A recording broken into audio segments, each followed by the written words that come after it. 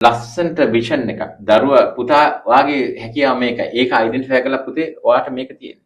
ඒත් ඔයා එහෙනම් ඔයා මේකට කොහොමද ඩ්‍රයිව් කරන්නේ? මේකට ගමන් කරන්නේ කොහොමද? මේ විෂන් එකක්, මිෂන් එකක් දීලා ගෝල් සෙට් කරලා ඒවා ඔබ්සර්ව් කරලා ඒවා බලනවා.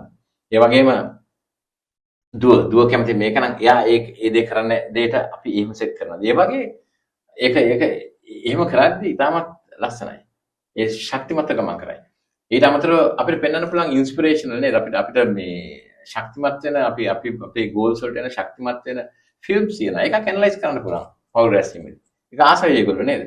ඒ වගේම ලස්සන කතාවක් තිබෙනවා. Motivational speeches. ඒවා ඇනලයිස් කරලා ඒවයින් ගන්න පුළුවන් දේවල් කරනවා. චරිත ඉන්නවා. ලෝකේ ජයගත්ත චරිත. ඒ චරිතයක් ඇනලයිස් කරනවා. අපි විල්මා රොඩෝල්ෆ් ගැන කතා කරමුද? නැත්තම් අපි කියමුකෝ පුතා නෙල්සන් මැන්ඩෙලාගේ චරිතය ගැන ඔයා රිසර්ච් කරලා ඊළඟ සතියේ කතා කරමුද? අපිට කියලා දෙන්නකෝ ඒක. අන්න ඒ වගේ ලස්සන කතිකාවක් කරොත් අනිවාර්යෙන්ම පවුල ශක්තිමත් වෙනවා. දරුවෝ විසිරී යන්නේ නැහැ. අම්මා තාත්තගේ බැඳීම ඇති වෙනවා. ශක්තිමත් වෙනවා.